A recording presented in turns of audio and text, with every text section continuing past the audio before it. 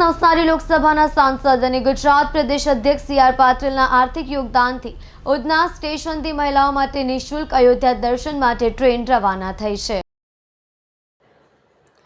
અયોધ્યા ખાતે ભવ્ય રામ મંદિરમાં રામલલ્લાની સ્થાપના બાદ દેશભરમાંથી અસંખ્ય રામ ભક્તો તેમના દર્શનાર્થે જઈ રહ્યા છે।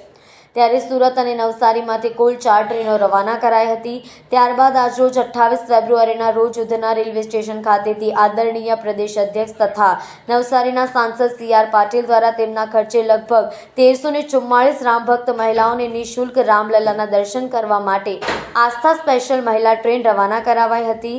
આ પ્રસંગે ઉધના રેલવે સ્ટેશન ખાતે સુરત મહાનગર અધ્યક્ષ નિરંજનભાઈ ચાંચમેરા, મહામંત્રી કિશોરભાઈ પેંદલ, રેલવેની કમિટીના સભ્ય છોટુભાઈ પાટીલ, યુથ ફોર ગુજરાતના અધ્યક્ષ જિગ્નેશભાઈ પાટીલ તથા નવસારી લોકસભામાં સમાવિષ્ટ 84 ઉધના લિંબાયત તથા મજૂરા વિધાનસભાના કોર્પોરેટરશ્રીઓ અને અધિકારીઓ તથા કાર્યકર્તાઓ ઉપસ્થિત રહી રામ ભક્ત મહિલા યાત્રીઓને પુષ્પ વર્ષા કરી ઝંડી બતાવી ટ્રેન રવાના કરાવાઈ હતી।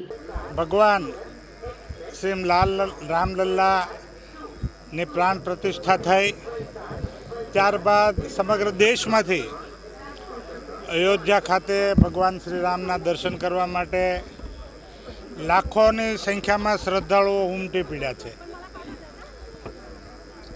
ભારતીય જનતા પાર્ટી ગુજરાત પ્રદેશના આદરણીય અધ્યક્ષ અને નવસારીના લોકલાડીલા સાંસદ આદરણીય સી.આર. પાટીલ સાહેબે પણ એમના મત વિસ્તારમાંથી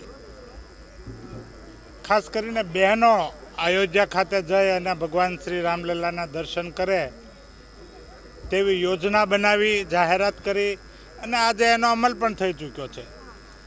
સુરતની 4 વિધાનસભા ક્ષેત્ર જે નવસારી લોકસભામાં આવે છે તેમાંથી લિંબાયત, ઉધના, 84 અને મજૂરા આ 4 વિધાનસભામાંથી અંદાજે 1344 જેટલી બહેનો આજે અયોધ્યા ખાતે દર્શનાર્થે જઈ રહી છે।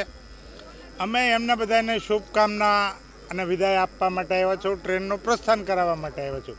મારી સાથે ઉપસ્થિત છે યુથ ફોર ગુજરાતના અધ્યક્ષ શ્રીમાન જિગ્નેશભાઈ પાટીલ, મારી સાથી મહામંત્રી શ્રીમાન કિશોરભાઈ બિંદલ, અમારા ઉધના લોકસભાના ઇન્ચાર્જ શ્રીમાન છોટુભાઈ પાટીલ, અમારા શહેરના સાથી મંત્રી પ્રદીપસિંહ રાજપૂત, અમારા સૌ મહાનગરપાલિકાના કોર્પોરેટરશ્રીઓ તથા સૌ શ્રદ્ધાળુઓ આજે ખૂબ